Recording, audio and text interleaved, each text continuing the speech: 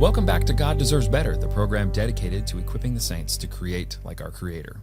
I'm your host, Zach Lovelace, and today I'm thrilled to introduce our guest, Maggie Wegner.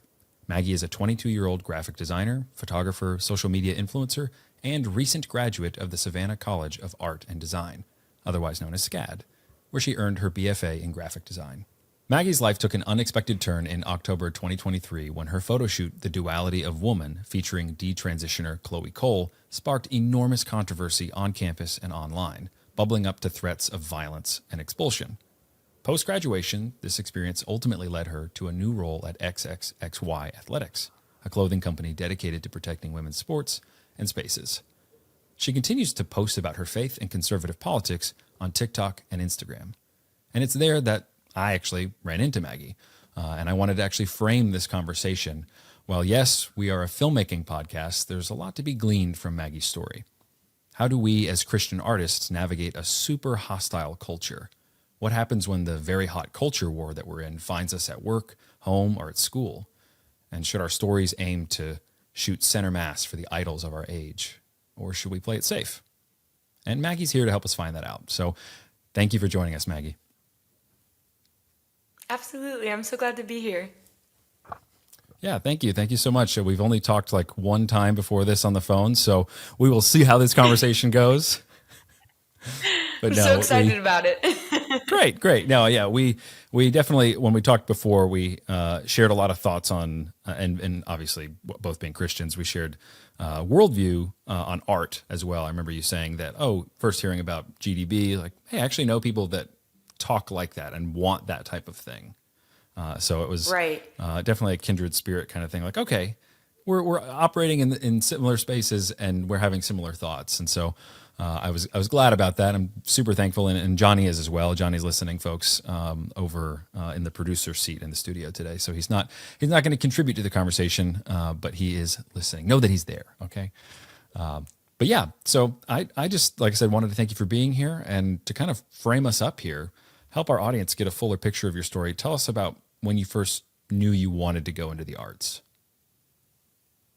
Yeah, and I just want to say it's so exciting to see other people in the creative industry that are believers, and the entire framework of y'all's podcast centered around creativity for Jesus and that he deserves better kind of than what we're seeing in the creative industry. So it's so exciting to see. So sorry, the question was about how I got started in the creative industry, or? Yeah. Like, when did you first fall in love with art and like think of yourself as an artist or go into graphic design, photography? When was that the first, if you can remember it, the first moment you wanted to do that? Yeah. I've always loved building and constructing things. I wanted to be a scientist when I was little, and also kind of an artist. Like, there was a weird in between, and I was always inventing stuff. And then when I got to high school, I really got into photography and loved photography. I thought it was so fun. And then I started designing sweatshirts and t-shirts for social issues and just all kinds of random stuff. And I really loved doing that in high school. And then I originally was going to go to college for marine biology at University of Tampa. And my oldest sister was like, no, there's this school, SCAD, you have to tour it. I think you should go there. And I mean, I was going to always stay doing creativity or creative things on my own, but I was going to go do marine biology. But I toured SCAD and I fell in love with it. And I was like, okay, I'm going to be a graphic designer. I love this. And so that's how I got into it in furthering my education with creativity. Nice. That actually kind of blended into my next question, which is why SCAD. Which, are you originally from Georgia? Or Yeah. are you from somewhere else? I'm originally from Nashville, Tennessee, and I always knew I didn't want to stay in Nashville, which is ironic because I live here now. But I knew I wanted to go out of college or out of state for college, and so I really loved just the environment of SCAD. I loved Savannah, Georgia. It's my favorite place on earth to this day. It's beautiful if you've ever been. I know y'all are from Georgia, so you've probably been. My wife and I would go all the time, and it's just beautiful. I love the history of it. It's a city that did not burn to the ground during the Civil War, so it has that kind of old feel to it and ghosty kind of feel to it. Oh my gosh, it's so spooky. And in October, it's so fun because they really get into it in the city. It's amazing. So yeah, I toured it and I immediately knew. I was like, this is where I want to go. It definitely took so much convincing though, because I grew up in a conservative Christian family, and I had those values all throughout high school. And I had to make one of those PowerPoints for my mom, being like, this is why you need to let me go to SCAD. Like, this is all the amazing things that their alumni have done. This is how, like, all the school's credentials, they're so amazing. You need to let me go to SCAD. And she was so, like, she told me, she was like, I'm worried you're going to go and it's going to warp your mind, and it's like you're not going to be the same person. And I was like, that would never happen. I'm so strong in my beliefs, that's not going to happen, please. And I also was in my phase where I was right about everything and my parents were wrong about everything. So I was very strong in my ways, and so I kind of convinced her. She wasn't like too happy about it, but that's how I ended up going. That is a smart mom. You have a smart mom. It is. Yeah, that's very wise, because it's funny because Johnny and I used to work at a ministry that on college campuses, and I told you a little bit about this, but we would interview students and stuff. And one stat that was always floating around, it's been around for years, so it's probably worse now, maybe better, I don't know. But that 80% of Christian kids who go to college leave the faith, and so that That's so sounds. sad. It is very sad, and we ran into that story all the time. But that's similar to your story, right? Right. Absolutely. I mean, when I got to college, I still was a Christian at the beginning, but all of my friends were very liberal, and most of my friends were not religious. There was a couple that were kind of spiritual, but not religious.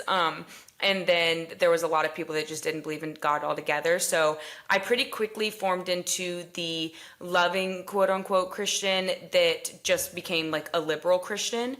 And so I was starting to really get into the research of everything with LGBTQ people and it not being a sin.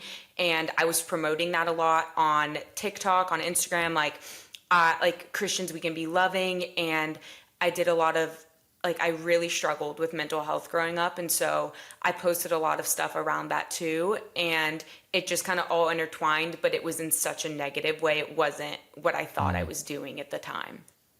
Now, did you have unsaved, unbelieving friends that were guiding you along the way? Like, you'd say this stuff, you'd post this stuff, and they would kind of echo it and encourage you?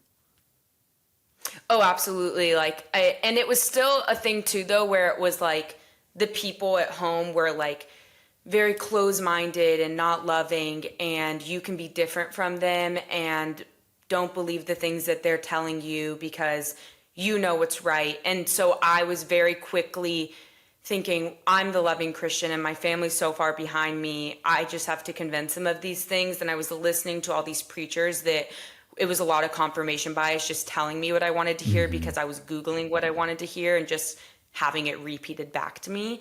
And so it just turned into this echo chamber where everybody was supporting what I was saying. And because I was saying what everybody wanted to hear, of course, Oh yeah, it's just an intense desire to be liked, and that's very understandable. Absolutely. When you've left home, you're trying to make friends, and they're all like, "Dude, gay people are just like us. Like, there's nothing wrong with them. There's nothing. That's not a sin, And they just keep pushing you and pushing you. Of course, that makes total sense.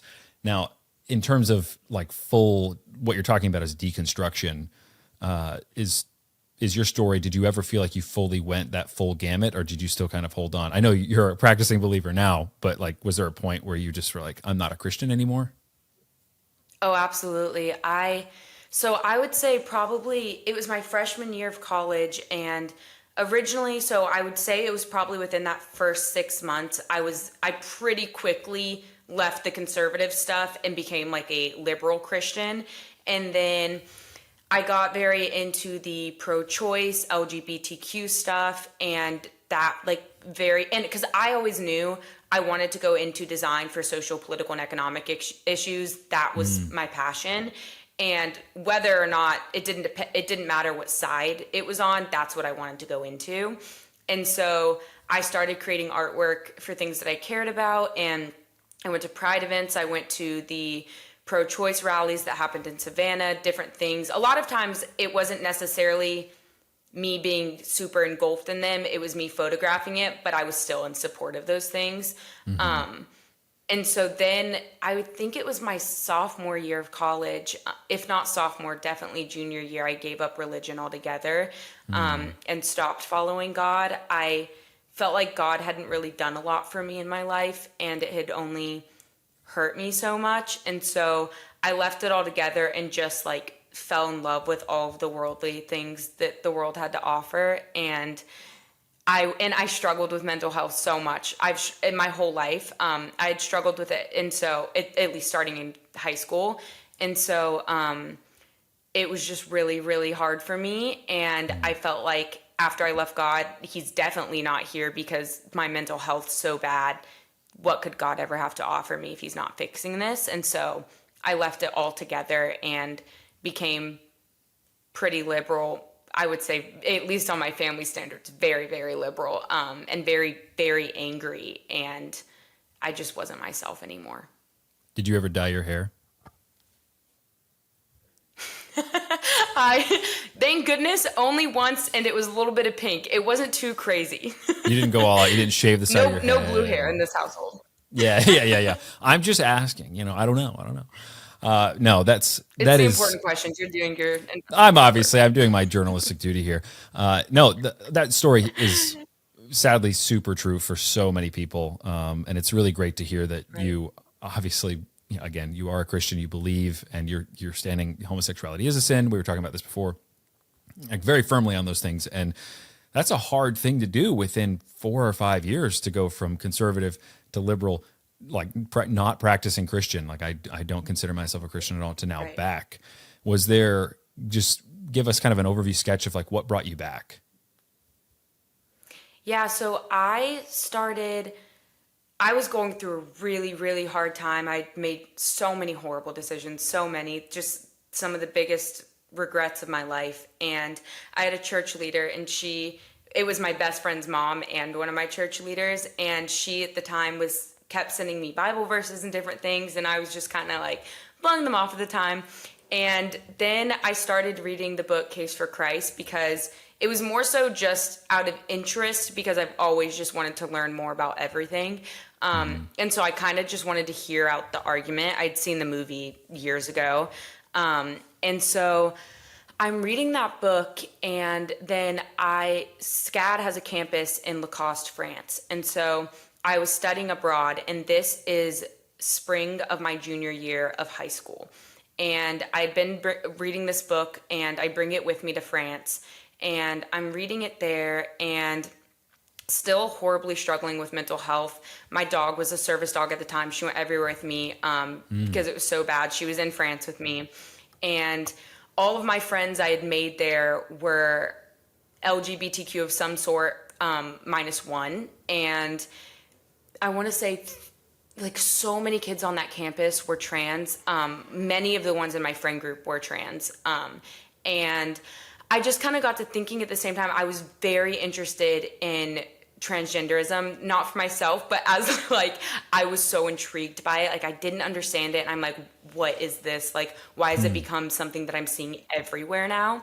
And so simultaneously, while I'm reading Case for Christ, I am studying transgenderism and what it is, detransitioners. I start learning that concept, and I'm becoming pretty conservative at this time while I'm there. I'm not talking about it to anyone, but I'm just doing a lot of independent research on my own and becoming conservative and not talking about it to anyone. So I finished the book Case for Christ, and I finished that book, and I remember I got down on my knees and prayed and asked God for forgiveness for every horrible thing I had been doing, just all of the absolutely horrible things I had done.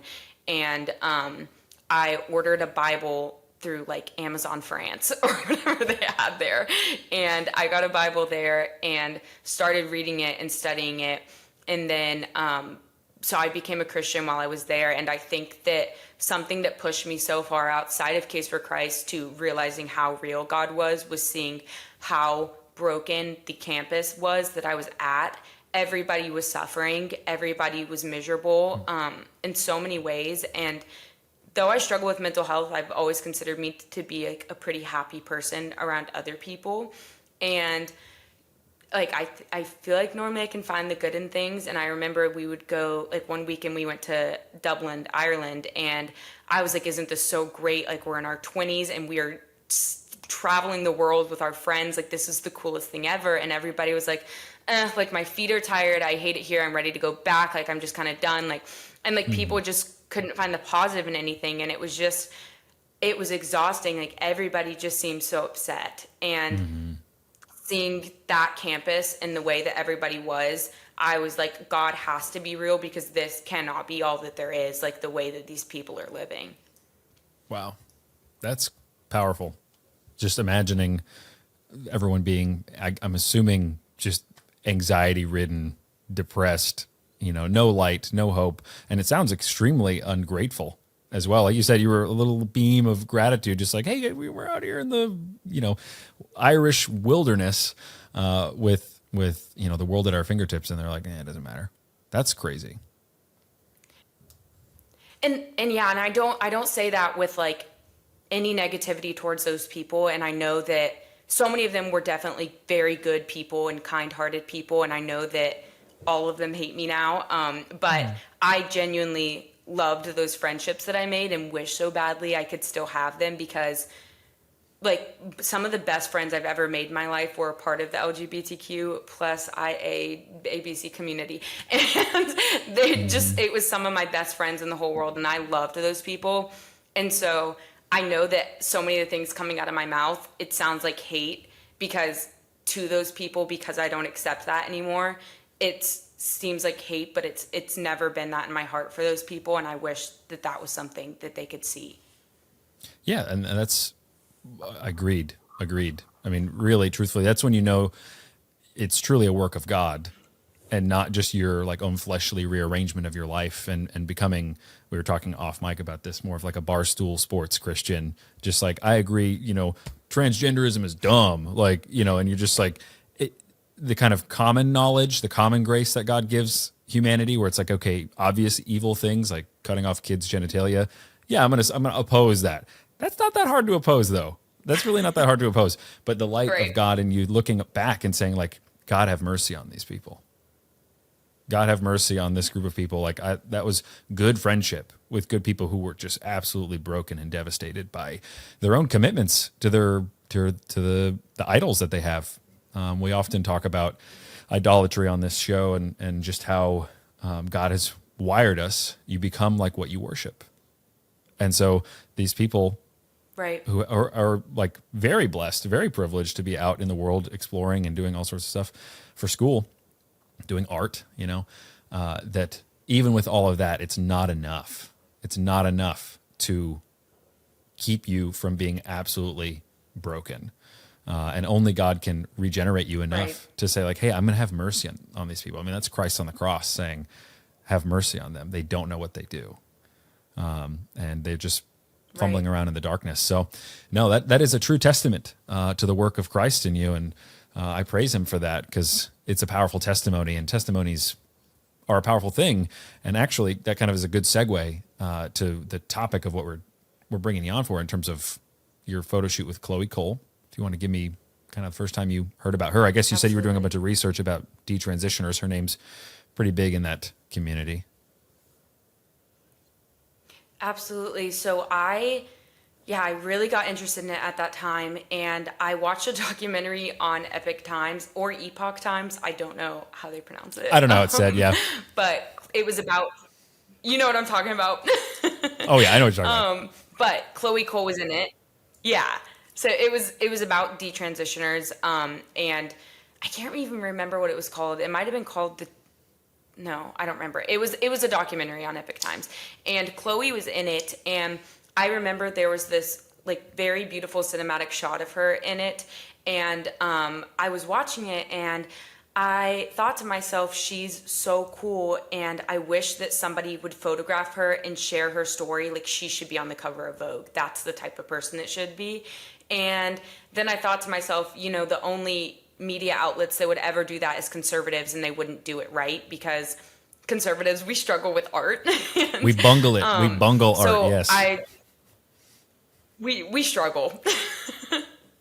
So I just kind of thought to myself, well, you know what? I do photography. I go to art school. We have these studios. Why don't I shoot it? And so I put together a mood board for an entire photo shoot, and it basically had 3 concepts, and it was called The Duality of Woman. And it was basically concept 1 was the feminine one, showing off Chloe's feminine side, and then there was the masculine concept, just showing off like her more masculine side, and then there was, we just called it the newspaper dress, and it was sharing all these different detransitioner stories because she's kind of like the face of the movement. And so I wanted the dress to represent all of their stories because I feel like she does. And so I DM'd her, and then I also commented on her Instagram, like, hey, I have a photo shoot idea I want to do with you, like check your DMs or something. And she did, and she was super receptive of it. And she told me she was going to be, I think, in Atlanta for a speaking event. And so she was like, I'll just come to Savannah after. And so it was a little bit sooner than I thought. And so we had to kind of really rush it on some of the stuff for the project. And it was very difficult finding people who wanted to be a part of it because I had a lot of very, very incredibly talented friends. And I just kind of pitched the entire concept to them and told them this project is about detransitioners and, you know, trans women aren't men and just blah, blah, blah. I was very forward with the concept, and I said, I just want to warn you, you're probably going to get a lot of backlash. And if it's something you want to be a part of and then you regret being a part of, I'll remove your name from the credits or whatever it is to make this easier. Like, if you don't want to do this too, it's totally fine. And so it was very hard to find people. I ended up finding a girl. So I started looking through everybody's Instagram bios that went to SCAD. And if they had something about them being a Christian in their bio, I DM'd them. And so, because I was like, Christians will be with this. And so, Oh, yeah. I found a Christian, and her name is Caroline Lanier, and she's amazing. We've become such good friends since, and she was a fibers major, and I told her the concept, and I asked her if she could design the dress, and she was all on board. She loved politics, all of it, and she was like, I'm in, I love this. And then I couldn't find a makeup artist, and I'm not good with makeup, and so I found a student that was a painter and also a Christian. And I was like, could you figure out makeup? And they were like, yeah. And so it worked out.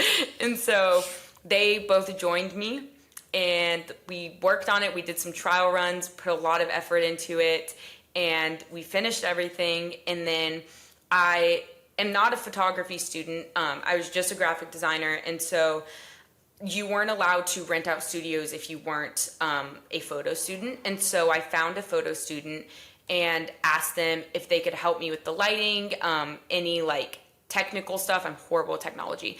So if there's any technical stuff or anything like that, and that they could rent out the studio for this. And they were like, absolutely.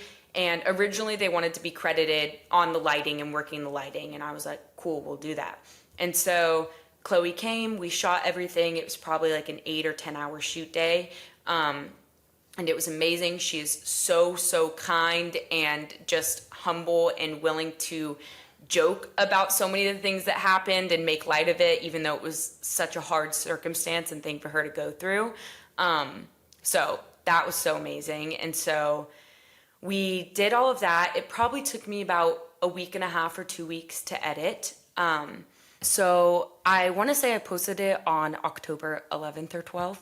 And when I originally posted it, it was a lot of really positive comments coming in, people saying they loved it, and which I wasn't expecting at all because either the first or second photo said trans women are men on it. And so I was not expecting people to be happy with it, but it was a true statement nonetheless. And so I didn't feel bad about it.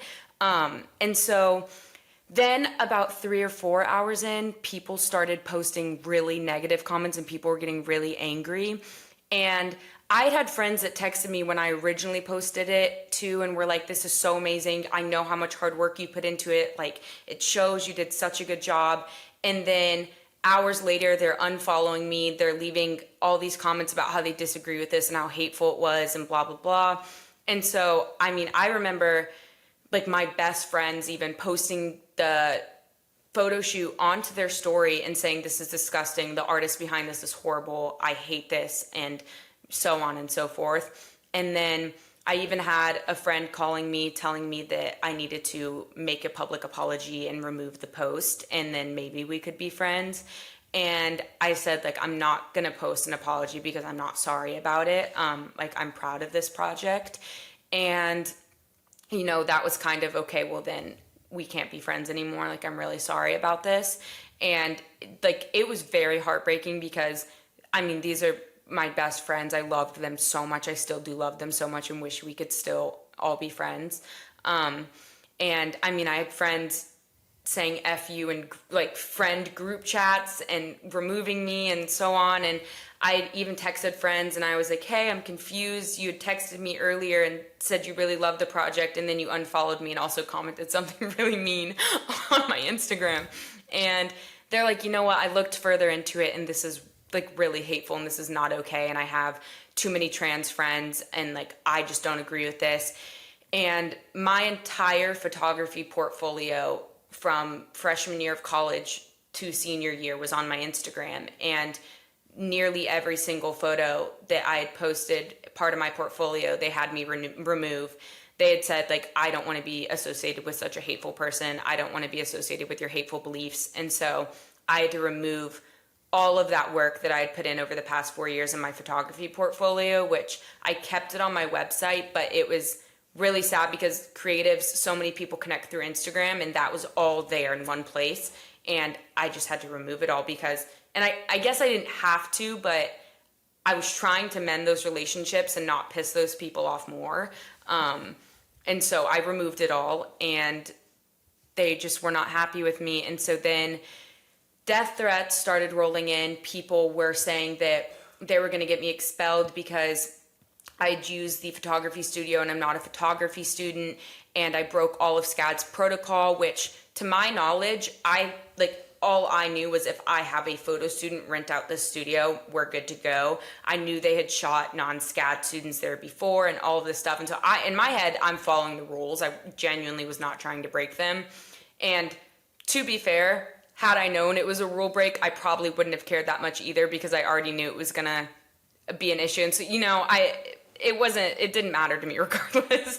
And so all these students are writing emails to the school board and they are telling them that I need to be expelled. This was hate speech. This was horrible. I broke all of the rules. We used to throw parties at my house in college, and someone leaked our address. And so people are saying, like, we know where she lives and I'm going to kill her. If I see this girl in class, I'm going to beat her. And most everybody knew who I was only because I always had my dog Stella with me, and she was a big fluffy golden doodle. So though people didn't know my name or specifically me, you knew the girl with the dog. And so I was a recognizable person because of that. And so it was scary to know, like, anywhere I go outside, people are going to know that that was me that did this photo shoot. And so people were saying, like, I hope you die. I'm going to skin. Someone left a horrible comment, like, I'm going to skin you, like some horrible movie. I don't even remember what the comment was. People saying they wanted to run me over, kill me, just all of it. And it was so horrible. And through all of it, like, I genuinely did try to respond to people with kindness, knowing that everything I did in that project was never going to come off as kind, because there's no way you can disagree with the world and it come off as kind. Like, it's just not really possible, you know? So, I mean, it went on for months, people posting things. There was, I had to file a police report against one girl because she was sending very consistent death threats and leaving horrible things. And then she had posted a video onto her story saying she was going to kill me if she saw me. And this girl better be so scared for her life and blah, blah, blah. And so, I mean, I wasn't really scared because I knew most of it was all talk. But at the same time, I was terrified because people act crazy sometimes, especially over the trans matter. And so I called the school board and, well, sorry, let me back up. So I had a teacher call me. I have no idea how he got my number to this day, but he called me and I had loved being in his class. He was an amazing professor. And he said, Maggie, I've got a little bit of a problem. I'm having a lot of students emailing me, asking me to remove you from the class. And they said it's about a really hateful project that you did. And he said, the last project you did was about the resurrection of Jesus, and I didn't see anything hateful in that project. So I'm a little confused if you want to fill me in on some things. And I said, I might know what you're talking about. And I sent him the project, and said, Professor, I just want you to know, like, there was no hate intended behind this project. I really want to finish my education out at SCAD. And he said, honestly, looking at this, I don't see anything hateful in this project. You were just sharing your beliefs. And between you and me, and I only share this part of the story because no one knows who this professor is. He said, between you and me, I'm a conservative, and there is a whole group of conservative professors at the school that don't speak about it, that are standing behind you right now. And he was so supportive, and he said, I'm not going to remove you from this class. You have just as much of a right to learn as these other kids. And you're allowed to post what you want on your own social media. And so he was so kind, and an amazing professor. I mean, all of the professors at SCAD were amazing. But he was just, I really needed like an adult at that time to say something like that. And it was absolutely incredibly helpful. Wow. Yeah. To hear that in the wild noise, and just obviously threats of violence, and just how ridiculously overblown people can get just thinking about that stuff. And yeah, the whole silence is violence, and your words are hurting me, and yada, yada, yada. All of that stuff, man, the past is watching us now, cringing. But that's amazing that you had him reach out. I would have definitely felt the same way. Hearing that somebody, an adult in the room, is like, that's dumb. And well, he was amazing. And so I was like, that is so sweet. Thank you so much. I really appreciate that, Professor. And so I had reached out to the school because I asked them if a security guard could escort me to and from my car. I had one in-person class at this point. It was my senior year, and most everything was online. And I had said, like, can you please, I sent them proof of everything. I said, please scour my social media, do whatever you need to do. Like, I pay so much money to go to this school. Please. And like, that's what the police officers are there for. And so the not the Savannah Police Department, the school security called me, and they said, look, we hear you, but we can't do this. And they wouldn't really give any reasoning why. And so it was a male on the phone, and I said, do you have a daughter? And he said, yes, I have daughters. And I was like, can you imagine if this was happening to your daughter over something that you believed in, that she was speaking on? Like, would you not want to help her? And he was like, I hear you, but I can't do anything about it. And so I called the Savannah Police Department and filed a police report, and we were willing to like have a police officer, like we were willing to pay to have one to take me to college, to do whatever it took. And they were like, we can't do that. And so I called the school board, and I don't know if it was the dean of students, or I think it was the dean of students or some lady. And I was feeling very angry with SCAD at this point, and I called her, and she already knew the situation. Everybody did. But I re-explained myself, and she's like, well, Maggie, you have to understand that the research you put in the project was incorrect. Like, the things that you cited weren't true. And I was mad at this point. And I was like, are you telling me that men can be women, or are you telling me that she did not get a double mastectomy at, I believe, the age of 15, or blah, blah. Like, I'm furious at this point. And she's like kind of coming back at me, and we're arguing, and I'm angry. She's like not having it with me. And I was like, well, people are trying to expel me over my beliefs. This was my personal Instagram account. This had nothing to do with SCAD. This wasn't a senior project, blah, blah, blah. And she, there's nothing we can do about it. And I pulled and she was like, we can't go through all of that ourselves. And I said, fine, I'll do it. And so it was like too hard for me to read through at the time. So my husband, who was my boyfriend at the time, he went through all of the comments, and I think there was like 4,000 of them. He found everyone that was a SCAD student, screenshotted them, and I put them into a PDF file, and then I found their cyberbullying policy at SCAD, and I sent it to the dean, and I said, these are all your students, and they are all breaking the cyberbullying policy that you guys have here, and I think these are the students that need to be expelled.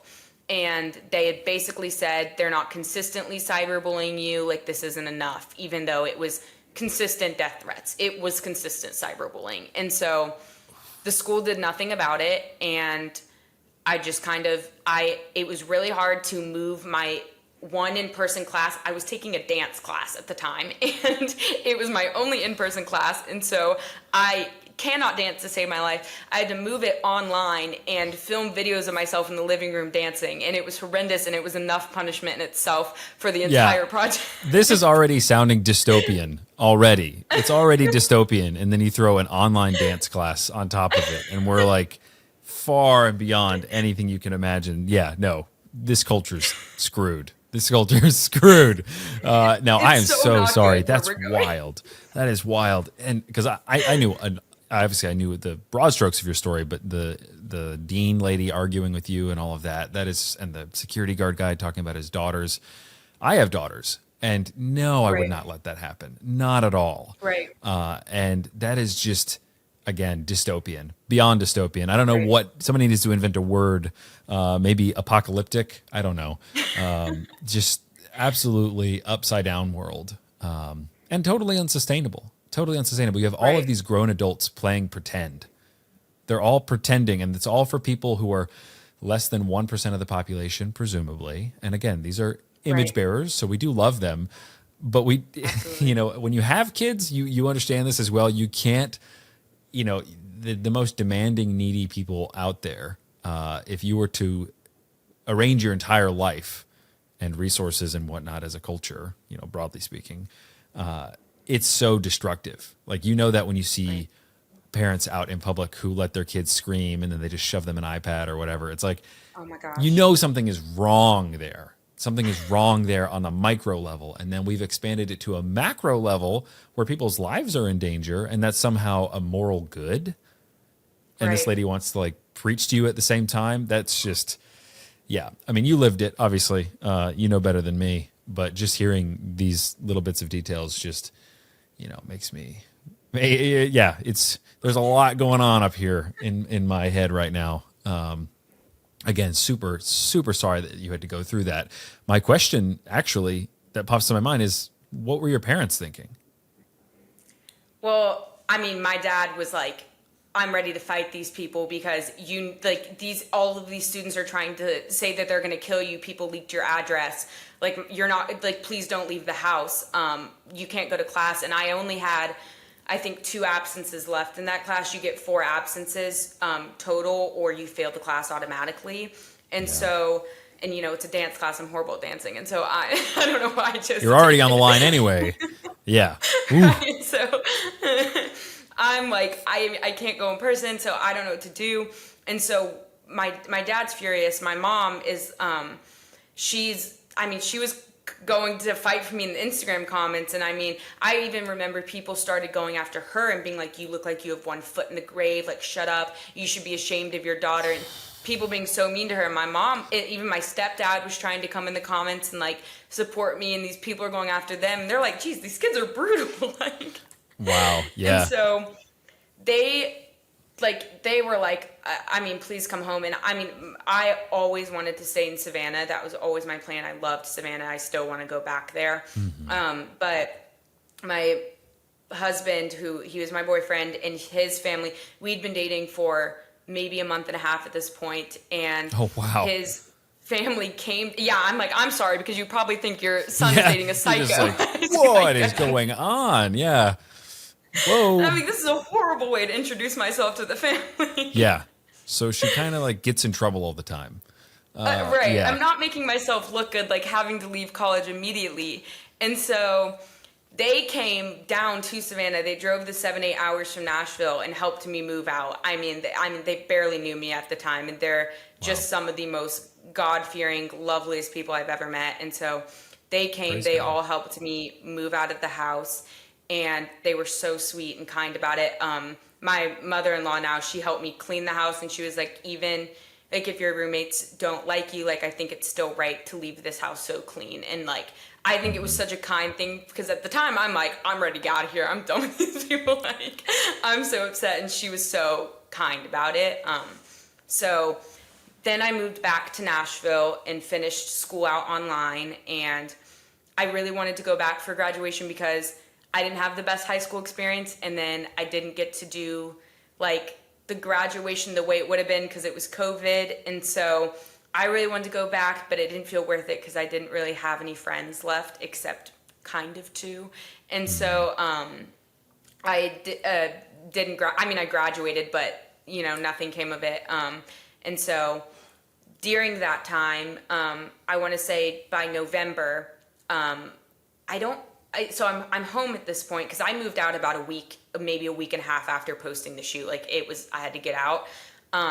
So then Jennifer Say, which is the owner of XXXY Athletics, she DM'd me on Instagram and she said, "Hi, I'm launching a clothing brand soon and I have a photography job for you if you would like to do like just one session, a photo shoot with us."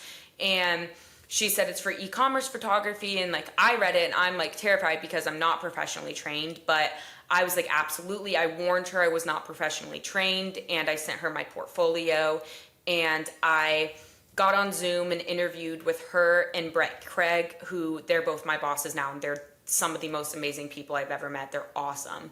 And they told me about the brand and I told them about my story, and we all really hit it off. And so we had that photo shoot, I want to say maybe in like January or February, March, sometime in there. And after that, I had told Kellen, my husband, I was like, I really want to work for them. I love them. Like, this is what I want to do. I want to work in politics, doing creative things, but they're a political brand. And so I told them I want to submit my resume because like when the brand launches, you're going to need like a social media manager, graphic designer, whatever you need position. And so I sent them over my resume and my portfolio again, though they'd already seen it. I sent over the graphic design side of it. And they said, okay, so like we'll start you out as a contracted worker. You'll work full time, but we'll just go by contract right now. And so I started working for them, doing their graphic design, some photography, social media, doing reporting through their social media, all kinds of stuff, like whatever they need. And it's just like God has such a way of bringing beauty out of really hard things, because had that Chloe Cole photo shoot never happened, nothing with my career would have ever happened. And I'm just so grateful for them. They're the first athletic brand to ever stand up for women's sports in this entire movement. They've called out Nike so many times for Nike refusing to stand up for biological women, and they're amazing. My boss, Jennifer, she was a former elite gymnast. She's just awesome. And so I don't know, they're just like, they're an amazing brand and they're doing cool things and they're awesome and they just care about the truth. We're from like all different political sides of the spectrum, different religions, different beliefs, but everybody comes together on this one truth. And there's just like, our work meetings are so fun because we talk about everything and like nobody gets butthurt. Like we're just all sharing our beliefs how it should be. Nobody gets butthurt. That's such precious places where nobody gets butthurt, man. Trust me. Few and far between, fewer than when I was younger, and hopefully that's changing now. But that's amazing. That's amazing that what the Lord, like you said, just, hey, but if that photo shoot hadn't happened, I mean, what would your future have been? You don't know. I mean, this, right. And obviously the counterintuitive aspect of it, if like you knew there was going to be some blowback, but nothing like that. Right. Now, did that, you had already come back to being a Christian, having read Lee Strobel's book, The Case for Christ, and becoming conservative on top of that. Did that shape your faith in any other way? Like the photo shoot, you're like, obviously you jumped to having your job now, but was there any point in there where you were re-examining this and you're like, this is proving that Christianity is true, like the suffering that I'm going through and how the Lord is providing for me? I didn't feel like, I mean, at times I felt like I'm suffering a little bit, but I more so felt like heartbroken for the people that had believed so many of the lies. I also felt like so many people around me felt like I had lied to them for so long because I never told anybody when I became conservative. So as far as they knew, I was still liberal. And people knew I'd become Christian at this point, but they didn't know. And so I think so many of my friends felt like, who even is this person? Like, I don't know you. But the fact of the matter was, like, we had talked about all these things. I just never shared my beliefs on it because I knew they weren't accepted. But I never cared what other people believed. And so it was definitely like I really struggled, especially coming back to Nashville, just because I've never loved it here, and always loved Savannah. I mean, I was just so happy there. And so I was kind of like, God, why am I here in Nashville when like you knew how much I like planned out my entire future in Savannah? And I think I was more confused, like, what's your plan for me, especially because part of my goals with posting it was to get noticed and get a job when I graduate. But originally I wanted to work for Daily Wire. And so I was hoping, when this gets, like, Daily Wire was my dream job. And so I'm like, maybe this will get me somewhere. And I'd already applied at Daily Wire twice, maybe during my senior year, and been denied. And to be fair, I did not have the credentials for the jobs I was applying for. But I was like, I'll give it my best shot. But just trying to get my foot in the door. But then Jennifer came along and offered me this job that I love so much. And so I think it was just a lot of confusion, like what could possibly be your plan for me right now, because I was just at school where I felt like I had my life made, like I loved my life there, even with all the struggles that had happened. And now I'm back at home, 22, living with my parents, searching for a job, about to graduate college. And I'm like, what's the plan here, God? Like, Oh yeah, man. So that's interesting that the Lord, just in so much time, or in so little time rather, what the Lord was able to do with you, and to hear that you said that it was really thinking about, I want to work for a political company. I want to work for Daily Wire. Was there anything specific about their content? I mean, the trans stuff specifically, and you were like, that's an issue that they're talking about. I want to do a shoot about that. Was there any connection there in terms of that specific issue, or were you just like, I have this idea about the trans thing, I know that they would be interested? Yeah, so I became conservative before I became Christian again. And through that, I remember, like, I was listening to Daily Wire all the time. I was listening to Matt Walsh, Michael Knowles, Candace Owens, Brett Cooper, all of them. I loved them. And I would listen in my room with the audio really low or with my headphones on, because I knew if my roommates heard it, they were going to like hate me. And so I would keep it turned down super low or my headphones on, and I was listening to it all the time. And I loved all of them. Ben Shapiro, like all of them, I was like, my brain's exploding. I don't even know how I got back into listening to them. My family loves Daily Wire. And so, I mean, I just started listening to them, and then I'm listening to other creators like Allie Beth Stuckey. I'm listening to Amir Adam. I'm listening to Amala Ekbanobi. Just all of these different conservative-ish, some of them are even independent, but Brad Palumbo, but amazing content creators that I loved, that were just kind of opening my mind to seeing outside of myself and the way that everybody around me thought on college. And so that's kind of when I just started to shift. And then I was like, I love Daily Wire. I want to work for them, because I knew I wanted to do social issue political work. And I was like, this is how I do it. And so that was kind of like the only way my brain thought, like, they're the company I have to work for, because they're the biggest conservative company that's doing the best work. And so I just kind of thought they were my only option, and I still love them, but I love my job I have now too. Yeah, of course. That's fascinating. Yeah, I've been a fan, I suppose, of Daily Wire. I'm not like a total consumer. I've got my folks that I listen to, but it is interesting in terms of the election that just happened, and how Elon afterwards said that you are the media now. Like not right. The old media, not the legacy media, none of that. No, like long form podcasts are where it's at. That's a credentializing thing to spend 3 hours with Joe Rogan, to go on all sorts of interviews and stuff like that. It really is powerful, and it's amazing. And I root for people who do that. Obviously, I think it just changed the course of history in many ways. But yeah, the Daily Wire, they do good work. And are pushing hard on these issues, especially, someone like Charlie Kirk out on college campuses, out getting, he's great. And I'm always one for a good debate, and he's always out there. And, you always imagine that you're going to get into these fights with people like they do. And it never usually happens that way, at least from what I found. You go in like half cocked because you think you're going to be like, okay, I'm Charlie Kirk in this instance. I have to have this answer. And you've watched him give it like a million times, and then you just blow someone's face off. And then they're just not prepared for the conversation. Right. And, it just kind of backfires a little bit. But at least that's the feedback that I've gotten. I'm fierce. I had a friend call me the other day. You're very fierce. This is a brother in Christ, and told me this. I'm like, all right, I wouldn't use that word. All right, thanks, man. We're just debating about theological issues, but whatever.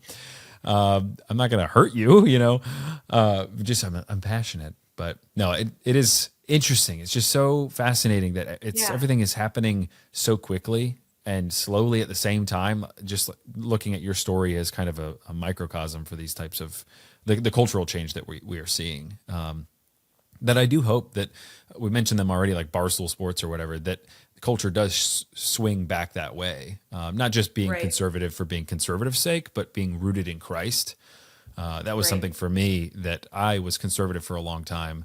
And then for a while there, I went woke just a little bit. I was working for a woke company, and was into Bernie. I voted for Bernie in the primary. It's as close as I've gotten. Yeah, it's as close as I've gotten to being a liberal. And it was just the money in politics messaging that got me, where I was like, yeah, okay. But I was willing to step over my beliefs in abortion, or beliefs about abortion, and so many other things. This was before the trans issue had really popped off. But that would have definitely been one. Did you kind of go into the Jesus was a socialist mindset, or just a little bit, not totally? Just kind of liked Bernie. I just kind of liked Bernie and the populist thing, because like Bernie and Trump are very similar in terms of appealing to common people, the working masses and whatnot. But I had a good friend, a good Christian brother, like go on a really long walk with me. Classic Christian thing to do. Go on a really long walk with somebody and just like hammer them on things in the most loving way possible. And I remember coming home and telling my wife, I was like, I don't think I can vote for Bernie anymore. Like I'm connecting, my faith is way more connected to my politics than I think. And I realized, or that it should have been anyway. I was really divorcing it, but yeah, there's a G.K. Chesterton quote, and I'm going to paraphrase it here, but like, there's nothing to talk about but religion and politics. That's basically where I've gotten. And so, you really can't separate things. It's one of our big pillars here at GDB is there's no such thing as neutrality. If anybody is telling you that they are neutral on something, typically they just haven't thought through whatever it is. And we're talking political things. We're not just talking about vanilla ice cream versus mint ice cream or something. You can be neutral on that, but it's because it's not morally charged. Whereas like politics is just the navigation of the friend-enemy divide. And like, it's a proxy for violence. And so like in exercising your worldview on things, people or whatever. And so it is morally charged. And you can't just say, hey, you can't pray in here. This is a religious free environment. It's like, well, you're making a moral claim. You're making a claim that this should be a place that prayer shouldn't happen. That's a good thing. It's a morally good thing that prayer shouldn't happen in here. And you really start to see that the modern left is really, really the Christian worldview, but like wandered way off the farm, and just like cranked up. You ahead. even see it like when you look back to 2020, the way that they wanted to shut down churches during COVID and different things like that. I mean, it's just like unacceptable. It's taking away our religious freedom at that point. And I don't remember where it talks about, but God talks about where there are two or more gathered in my name. Like, I can't remember the verse, but it just makes me so sad to think about 2020 when like we couldn't go into churches and different things. Like at times, it's crazy to think about. It is, and that was a real winnowing event, like really separated the wheat from the chaff at that point, because there were people who were like, no, I need to worship, and the government can't tell me whether I want to, like whether I should or shouldn't. That's not the separation of church and state, and that's a whole thing. We'll put a pin in that for our COVID episode. Sorry, yeah. No, you're good. But that is true, though. Like a lot of people had the wool ripped from their eyes, and they realized, wait a minute, I am actually opposed to what the government is doing here, and the government is trying to tell me that it is a morally good, like morally neutral entity when it really is not. Because those same people Right. would be caught at French Laundry, having wine without masks on, and so it's like rules for thee and not for me. I can just go out and do what I want, you swine. And it's like, yes, I am swine. And I am trash. Yet Christ has taken me from the gutter and given me purpose and resurrected me, and so you should repent and believe.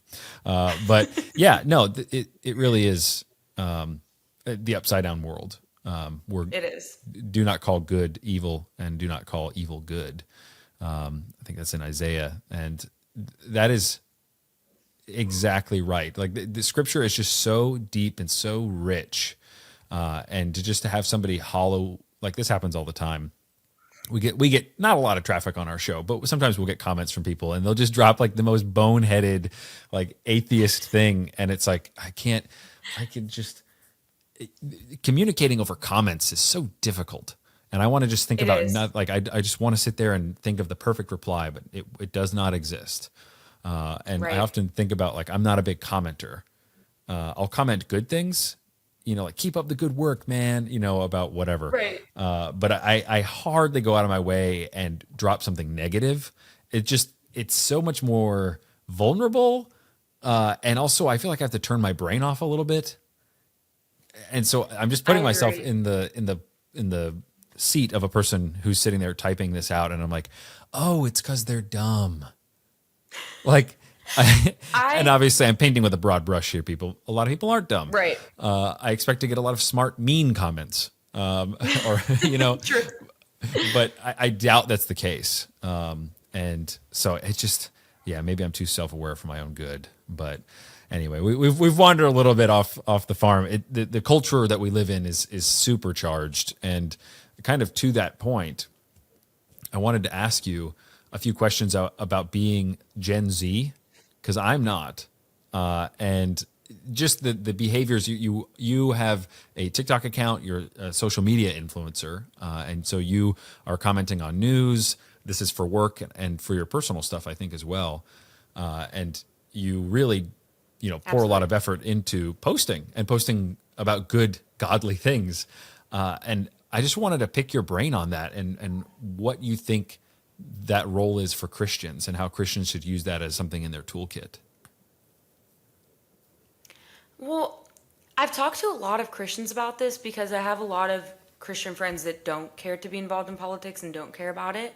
But right before the election, there was a sermon by one of the preachers at one of the churches I go to, and he was talking about how important it is for Christians to be involved. He had asked, like, are some of you like the type of people where you'll get in a fight and talk about your beliefs, and are some of you like, I don't really want to talk about it? And he was like, well, if you like, and a lot of people were like, oh, that's me, kind of thinking like that's the right stance to take as a Christian. And he was like, well, you're wrong if that was the stance you took, because you guys should be getting in the fight because like this affects your lives. And he talked about like what's biblical to be voting on. And he had said, which I, to be fair, don't know a ton about everything going on in Israel. But he said the things he does know that are biblical to be voting on are abortion and homosexuality. And he says because the Bible specifically speaks to those, and he also speaks to Israel. And so he said, and that's, there's one candidate that does stand for those things, and there's one that doesn't. And I think that not every Christian has to be posting their political beliefs online in any way. I actually think social media is a horrible place. And Well, there we go. We got our answer, folks. No. Delete social media. Yeah. But I do think that it's important for us as Christians to be informed on politics and to understand what we're voting for and understand where our values are at. And I also think it's important for us to listen to both sides so that you can always have a counter argument to what the left is saying. And I know there's a lot of Christians on the left, and so maybe you want a counter argument to things on the right. But as somebody that was a Christian on the left, Those Christians on the left, fair. yeah, I don't think they passed the biblical sniff test. But again, I'm painting with a broad brush. The Lord can save people from anywhere. It's hard. I know it's because like I really do like as someone that was a Christian on the left, I don't like I believed fully I was saved, but I look back and I'm like, what you were preaching was not the Bible, dude. Like that is not what God says. And so I think that it's just like being so consumed with wanting to be quote unquote loving that you are now going against what God is saying, right, because you want to be accepting of everything. Yeah, And I think that's a Vodibakam, huge problem. Pastor Vodibakam said that there's the 11th commandment, thou shalt be nice. And that's what rules the culture nowadays. It's just this desire Right. to be nice, and it actually breaks every other commandment before that, where it's like, I'll be nice and let these people continue in their sin. That's totally fine. That's actually a good thing. It's not just like live and let live. It's actually that's morally equal and acceptable. No, no thanks. Totally Thanks. agree with you. I used to be like the type of person where it's like I want everybody to think I'm the nicest, sweetest, just most loving person they've ever met, and now I'm like, call me a hater, call me a bigot, I don't care. I'm not reading like it Yeah. doesn't bother me anymore, and Yeah, that's great. So- I mean, the Lord has given you a thick skin by taking you through the crucible, and kind of to that point, I want to bring this around to our main audience, which is for filmmaking. Can you extrapolate some advice from your experience? I know it's not directly related to film, but the idea that we are making art and telling stories and putting our perspective and worldview out into the world that is extremely hostile to it. Do you have any advice to give to someone who might feel the pressure to play it safe rather than make something like you did? I do. So we were filming an ad for XXXY a little bit ago, and I was talking to the filmmaker on set, and he had done a lot of really amazing work, very talented guy. And he was telling me, he had worked in LA like my boss Brett had at one point, and they're kind of a part of the huge group of people that have fled California to come to Tennessee. And mainly Nashville. So many people are moving from California to Nashville. And basically, the consensus that I've gotten from all of those people is that I would rather be making low budget conservative Christian films than be making these insane high budget Hollywood films where we are just producing the most vulgar, disgusting things. Like, I want to make things that I care about. I don't care if I have a cut in my paycheck. I don't care if I need to be getting a second job for a little bit. I'm making art that matters. And I also think we're seeing such a huge swing to the conservative movement that we're watching the art slowly get better because so many people, and we're getting more funding and people are coming towards it. And you can see Hollywood is collapsing. There's been tons of gosh. articles about it. All the Diddy parties are coming out. Oh yeah, that's also true. Yeah, they have not caught a W in a long time.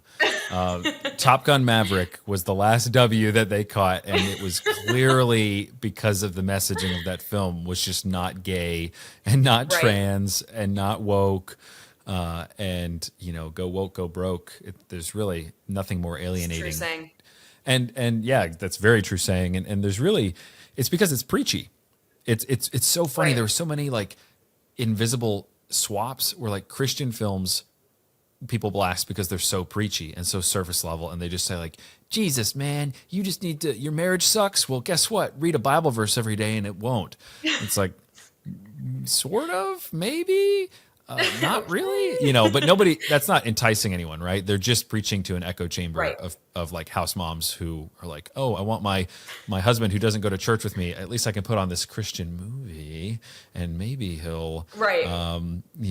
like want to go to church, I guess. I don't know. That's just been my experience with it. But then you get the woke, movies from Hollywood nowadays, like just putting every character is gay. There's so much, like, sex just everywhere, like of any sexual depravity, Everywhere. basically, like degeneracy, not just homosexuality, but just like everything you can imagine. And it's just everywhere. And you really can't get away from it. And I guess unless you live in China and you get to watch the edited versions where they know that you they cut out the Buzz Lightyear kiss or whatever.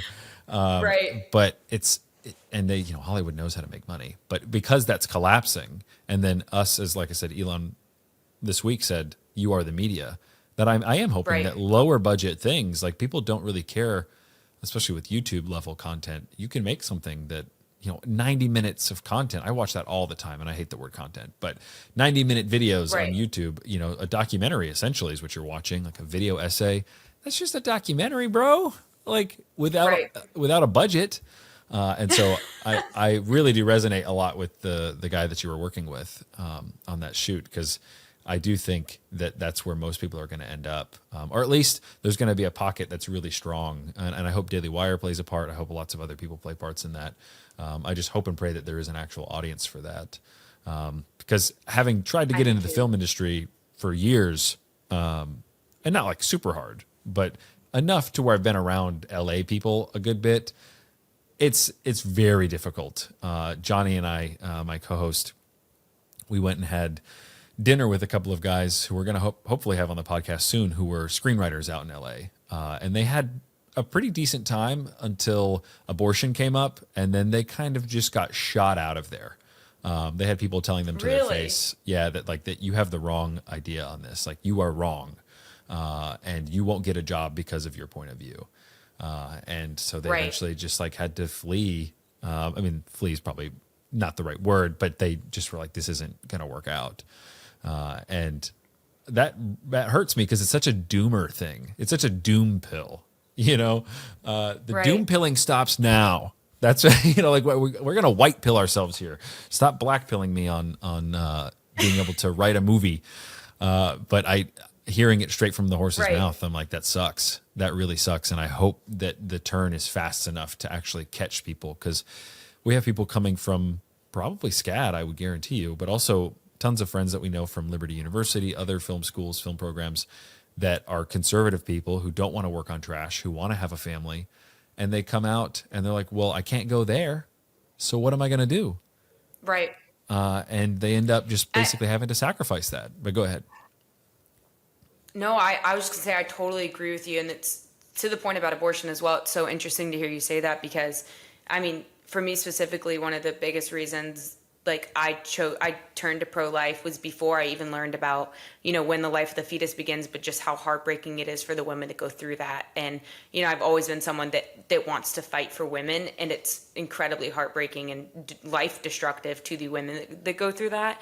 And I just think it's so interesting that people aren't willing to have that conversation despite disagreements. Like, people you can hire someone, you can be friends, you can be family with people that don't agree with you. And that's few and far between at this point, but I totally hear what you're saying about how hard it is just being in that industry, because the creative industry is so consumed with liberalism in general. Even the guy that was also helping us with audio on the set said that he used to be in the film industry, and at one point someone told him, I'm just going to sit down and be honest with you, dude. You need to leave. It's nothing I have against you, but you have no chance of being successful in this industry because you're conservative. And I know that sounds very demeaning to these people, but as a Christian conservative, he was like, but you know what? I've slowly started getting my foot back in the door with brands that I love and that I do support, because this is the kind of stuff people need to be creating, not the crap that Hollywood's putting out that continues to not do well. Like, no one wants to watch it anymore. We're tired of it. No, nobody wants to watch it. Nobody wants to be preached to unless they're going to church. Like, Right. I'm not going to the movies, although it's a fine balance. And that's something that we talk about a good bit in terms of writing, like not coming off to your theme and your message isn't so near the surface that you're actually like browbeating people by watching it. And that's like the whole point, where like characters take a back seat, plot takes a back seat. All of that is more about pushing, oh, there's a black Little Mermaid now. And the most important thing about this Right. movie is that she's black. Or you're a bigot for noticing that she's black and that we swapped her. It's like, Right. Okay, sure. I thought we were riding a nostalgia wave here. Right. But yeah, it's a pretty sad state for Hollywood, and I do think that a lot of things are catching up to it. Obviously, the internal corruption, which has always been there, but then the streaming stuff, all the total flops they've had, and then AI and whatnot. It's just all of the stuff is chipping away at it, and I think eventually it's just lost its power and its appeal. And there's a whole new couldn't generation agree of more. people who, and a whole new generation of people who've grown up and they don't even care necessarily for film. And that's actually an observation I have here is a lot of Gen Z, from my experience with them, and then someone like Millie Bobby Brown, who's on the record saying that she can't sit through her own films, her own like traditional 90-minute movies. I did not know that. Yeah. Oh, oof. So much brain rot going on. But how do you think this affects the storytelling landscape, especially for like Christian filmmakers and artists? Like knowing that something as kind of perennial or once was thought as being like eternal, the film format, you know, do people try and tell stories on TikTok? Do people try and tell stories on YouTube? Like, do you think that's viable? I mean, I absolutely think so. I know so much of Gen Z has such a short attention span now because you're consistently watching videos that are a minute long or less, and you're just scrolling and scrolling and being fed more. But I personally, I will listen to a 3 hour long podcast and listen so intently. Every day I work from home and I have a podcast on at all hours while I'm working. I'm sure you can relate if you're ever doing anything where you're not Oh yeah. video editing and need audio, but Oh yeah. I absolutely think there's room for that. I mean, me and my husband love to watch movies all the time or TV shows and stuff like that. We still have the attention span for it, but I think that it's more concerning for the iPad generation, maybe. Like, yeah, that's fair. Only that's fair. ever done that, you know? Yeah, the kids with bad parents, basically, Yeah. who just lobotomized them. Oh man, as a parent, it makes me extremely sad thinking about those kids because they're just being so developmentally shorted. But that's good to hear that you and your husband like film and television. Is there anything that you have watched recently that you may like? I liked that. Like I like not anything like super political either, but just like something that came out recently. Okay, there's nothing that like come out. Okay, we watched is it Mars? It's the guy goes to Mars and he's like a plant scientist. I can't remember the name of it. The Martian with yes. Matt Damon. That was not recent, I don't think, but it was my first time watching it and I was like, this is amazing. I loved it. Nice. We've been watching for TV shows, we've been watching Modern Family a lot, and then we also just watched Am I Racist, which is political, but it was amazing and it was so funny. So I've heard good things, yeah. Yeah. So we still watch all kinds of stuff. We watch movies all the time. He loves movies, and so I'm forced to watch them. But I love That's them. good. Oh, you're forced to watch them. Oh, I understand. I see what's actually happening here. I'm forced to watch the ones he likes because he's like, Yeah. you have to see these ones. Oh yeah, my wife and I with the Netflix, you know, there's like her rung of films, like recommendations for you, and of course Netflix is like totally schizophrenic because I'm like, oh, moody and dark, let's go. And then my wife's like, oh, I like the Great American Cookie Company or whatever the show is, where they totally butchered that. But like the show where the Great British Bake Off, that's what it is. Yes. You know, it's like, okay, yeah, that. And then Zodiac by David Fincher. Let's go, 3 hours. You know, it's a back and forth. Men and women, they are different, contrary to what the broader culture would tell you and what they like to watch. I'm sure Netflix knows this too. Like, I'm sure Netflix has data on men, like male users and female users, and is like, oh yeah, look, the women like these shows and the men like these shows. They know. It's pretty they all obvious know, in and they're lying to us despite it all. Totally. And they just see, this is the other thing about neutrality not actually existing. Netflix as a buffet, as like a place where people go and they get the option that they want. They will sell you a gay option because you're just one of many. You're just one of many, but it's not neutral because there's a gay option and a Christian option, because there are faith films on Netflix. And so it's like, you know, that's the idea behind no such thing as neutrality, that like every day is money day at Netflix. Like that's their main goal, you know. Yes, the Hindus get their films, the Christians get their films, but again, really, if you look at it, there's like a superstructure above that, and every day is money day. And I think that's just, most people don't realize that, older people especially. They're just like, oh, look, a Christian film on Netflix. We won. This is good. We're fighting back. It's like, actually, I don't know. We could probably go a step further, but that might be a conversation for another podcast. There's a lot more. Go ahead. No, I was going to say I totally agree. And it's even interesting to see, though, what Netflix will and won't pick up, because I've talked to some people that are in the film industry talking about, like, it's insane that Netflix wouldn't pick up this film, but they refuse to because of the things we talk about in it. And Netflix really will not pick up on a lot of the stuff that talks against transgenderism, which I find to be so interesting, because they will put some Christian films in there, but then they refuse. This is the one thing, like, everyone's hill to die on is transgenderism for some reason. Yeah, that's a very interesting observation as well. And you know, they also had Dave Chappelle on there, and there were people protesting outside of Netflix because he had some anti-trans stuff in his stand-up. That's a fair point. You know, I think they do a better job than most. But the idea still is that Like, okay, what is actually, is it good for society to be dwelling on these ideas? Is Right. it actually good for children to be exposed to these ideas? Right. My oldest daughter tells me that she is Mothra, the giant butterfly bad guy that Godzilla fights, probably once a day. Am I supposed to say like, okay, Mothra, Right. I don't even know what Mothra eats, but like, you know what I mean? Like, I I've never can't. even heard of it. So Yeah, I know. That's more of a guy thing, I think. Kaiju, giant monsters, whatever. But yeah, I'm obviously imprinting on my daughter like my tastes and stuff. She'll tell me she's Pokemon too. Like she tells me she's not a human absolutely. girl. She'll say that. And how far do we actually push this thing? This Right. idea of self creation, because that's actually what the true kernel of sin behind all of that is that you are like God. And that's actually Satan's lie in Right. the garden, that you can be like God too. You can create yourself. And Right. that's the most liberating. That's where the liberal comes from, the liberating yourself from your physical body. And so there's quite rightly a lot of concerned people when it's like, I have to listen to this super strong, small voice in my body that says I have to cut off my genitalia.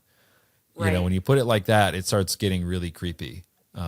Not that it isn't creepy anyway, but, or like, let my kid do it, or someone like Chloe Cole getting the double mastectomy. There's something I've called it slow motion suicide before, because you even get to this That's idea such a good point. of dead naming, where, oh, you're not allowed to mention who I was before. That person's dead. Right. It gets demonic. Is a word that you can very easily reach for at that point. And so, yeah, you're right to say I truly feel for these people, because in a lot of ways they're completely beholden to feelings that they have. And as somebody who has also struggled with mental health issues, I've been depressed in the past. I've been diagnosed with major depressive disorder. I have an extremely low view of psychiatry in general. Me too. But and so, because then I'm on a hot path to giving me some pills. Right. But I actually got into biblical counseling through my church. An elder and I sat That's down, and awesome. biblical counseling is saying that everything for life and godliness is found in the Word, including a right-mindedness. And so depression, like these categories that don't actually exist, like God gives us his revelation and tells us those categories basically don't exist.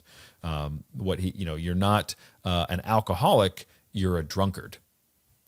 It's that kind of thing, and reframing your mind on your behavior and what your mind is actually experiencing when it has an issue, when it's disordered. There's a really great book that I just read called Crazy Like Us.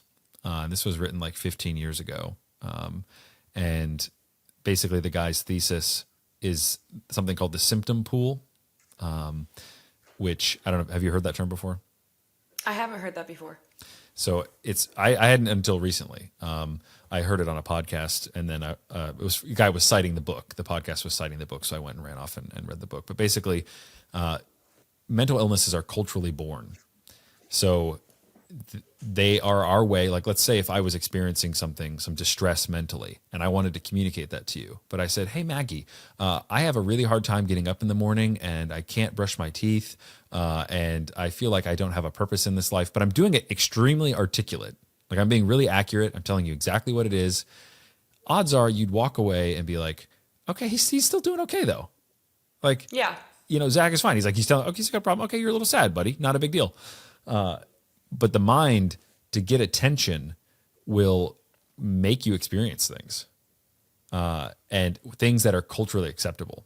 Right. So that's actually kind of an explanation for the trans wildfire within female circles. So it's like Right. before, there's a book, Abigail Shrier, Irreversible Damage. She gets into this. I read that book. I love Very, it. very good book. Yes, very good book on the subject. That like before 2014, I think, or somewhere around there, or 2011 maybe, right around when the iPhone popped off, social media popped off. Before that, trans stuff was more of a male dominant thing, and it still was like 0.01% of the population. But as soon as social media pops off, it's like 100-fold a women issue, like girls. Right. And so you have to ask yourself, like, what is going on here? And the author of this book, Crazy Like Us, he doesn't talk about transsexuality. He talks about anorexia and how in the 1800s there was this mental illness called hysteria, which liberals and people who have, history revisionists have basically said, like, oh, this was just like anti-feminist men saying that women can't handle life, that kind of thing. But these women would faint. That's like the fainting couch would come from that idea. They had to have a couch to faint on. They could barely walk, like they'd have like paralysis of certain kinds. And yeah, I mean, it was a big deal. Like lots of women had it. And then by the time the 1800s rolls around, the 1900s rolls around, there are 0 cases of hysteria. It just went away. It got removed from the symptom pool. So the culture that you're in, the culture changed so much that the women, their minds had to find a different way to get attention for the disorder that they had. So interesting. It is. And so basically he says it became anorexia. And he actually uses Hong Kong as an example because it's in the East, whereas in the West, anorexia had basically developed, the idea behind it had developed over like 50 to 70 years and had been like pretty well documented. And then in Hong Kong in the East, it didn't exist at all. There were 0 cases. Or maybe there was like 1 or 2 cases, at least before like somewhere in the 80s. And then this one schoolgirl died from this kind of starvation disease. And all of the Western scientists and psychiatrists came over to Hong Kong and they basically injected the Western understanding of anorexia into the Hong Kong population, just headlines and coverage and all this kind of stuff. And then it exploded. And there were all of these cases where there were virtually none before that. That's fascinating. And so you get a really good picture. You can kind of almost grasp like an objective picture of like what mental illness is, what it really is. And it's the mind. It's a disorder of the mind. I can't pull a blood sample, a brain sample. I can't pull anything physically from you and see that you're trans. Right. I can't even do a brain scan. Like, but no, go ahead. Oh, I was going to say, no, you're so right. Because if you look at it too, who's more likely to get so much love on social media for being trans? Who's likely to get the job because of DEI? Who's likely to get the love and the support and the likes and whatever it may be? And it's the trans people now because that's what's trending. And even to your point about Abigail Schreier's book, she talks about with girls specifically because we're very empathetic. One girl in the class will struggle with cutting. Suddenly, and it's an attention thing, but then all these other girls struggle with cutting. Anorexia. Then the trans craze comes around, and it's literally it's us making it all up in our minds. It's not real, and it's crazy. Yeah, it blows my mind. It is, and it's like we are making it up. My dad was right. Like, hey, you're just being sad. Like you need to get outside. It's like, yeah, you're right. But also, it's the power of the mind, which is just fascinating, right. And we really don't fully understand that.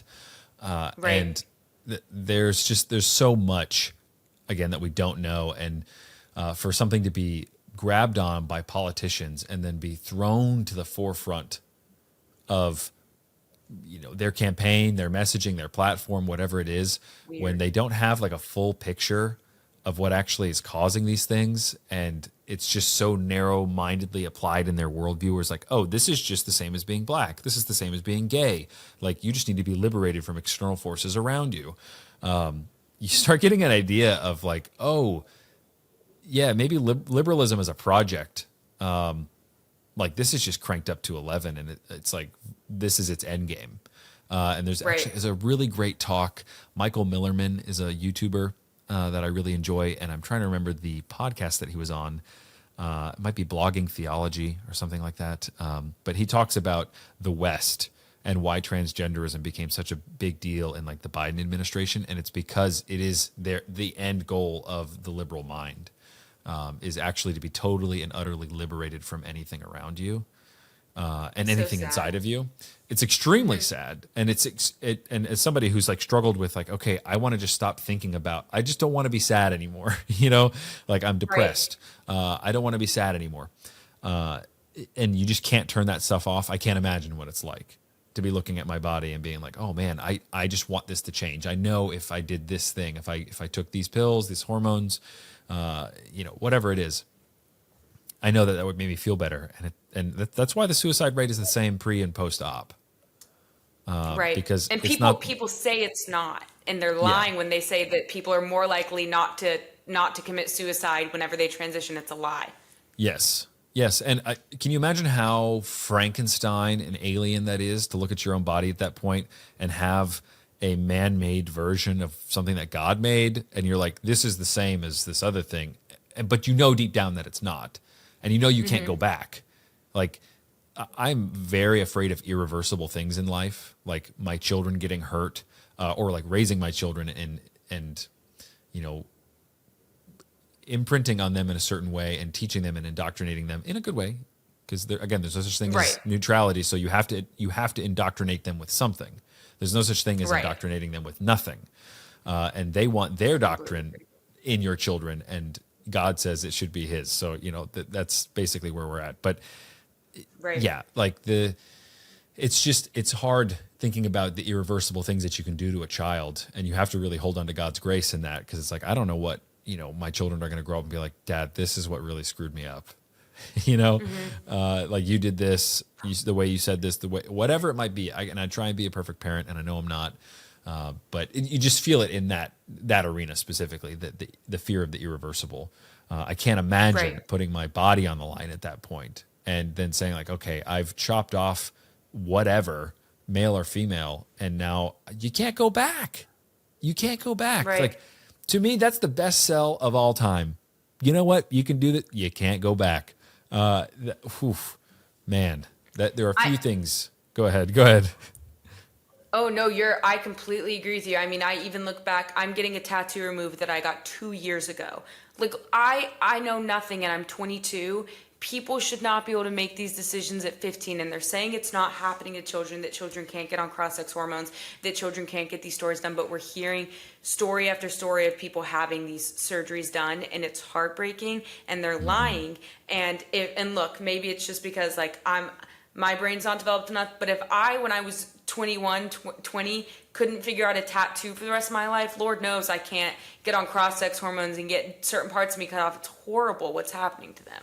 Yes, it really is, and we should be praying for them. And I think Rosaria Butterfield I think it was her that said this, that basically we should prepare our homes and we should master hospitality for a wave of people who come out of this movement, totally cut up and broken and whatnot. But you can still be made whole in Christ. You can still be made whole Right. in Christ, and that is what matters. And the Lord does not see these things that you have done to yourself when you are in Christ. He sees only Christ. So that is the only thing we really have to hold on to in this life, because we all have messed up and nobody is perfect.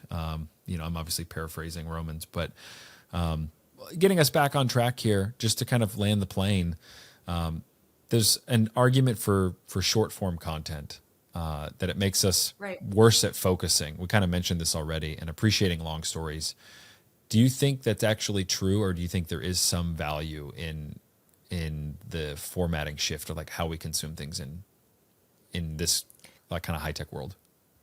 I think my problem specifically, and I only make short form content right now. Like I've thought about getting into the YouTube world and different things, but I think the problem, why I still think that long form content is so successful, is because with short form content, you can't put all of your ideas and the entirety of the truth and the whole story into a minute and 30-second video.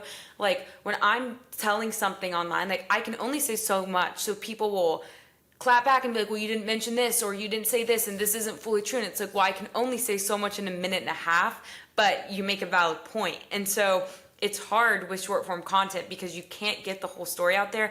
And I think that's part of the problem why there's so much misinformation, because some people, like, even if you don't have bad intentions, you can only put so much out there so quickly, because people have such short attention spans that they're only going to consume so much of it, that people are only going to take the headline and run with it. They're going to take the first 10 seconds and run with it. And that's where we're at now.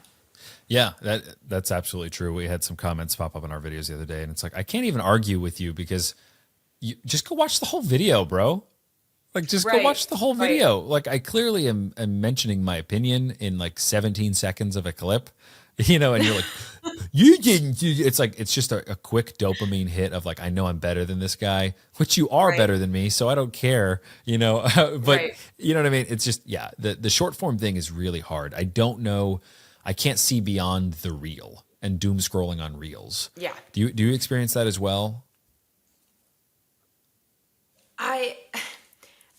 I feel like I get so tired of, like, for the longest time I hated social media. I deleted social media for like a good 6 months or so, and I really enjoyed that time. It was actually when I became a conservative and Christian again, which makes complete sense. So I get very tired of the scrolling. The main reason that I even go on social media at this point is to post content or to look for content to react to. It's not because I even really enjoy it anymore. So I still love so much documentaries and long form videos and podcasts and all of that and movies. And I think people, I'm hoping, will get to a point where they're so tired of the short term consumption that they're gonna want that stuff again. But maybe that's just me, because I see it. I'm like on it so much, looking for things to react to or respond to or whatever it may be. Yeah, that's a good point. I do hope that we get to the point where the internet becomes unusable. It's just nothing but AI. Right. And so people are like, you know what? Right. Sitting outside in the sun actually sounds awesome. That stuff is dumb. Right. And that there's actually like a precursor to being online too much, I think. And actually, this other creator guy said this, kind of doubling back on the trans thing, but I think they're connected. That being online too much, like a late stage porn addiction is becoming trans, at least for men. I don't think it's the same for women. For women, it's more of the social aspect and getting the applause Right. and whatnot.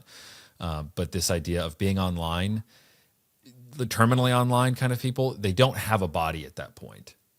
They just exist in this thing that gives them dopamine hits, but they're so alienated from their own body. So we live in this world where it's like, my body is an afterthought. It's just baggage, bro. And so you can Right.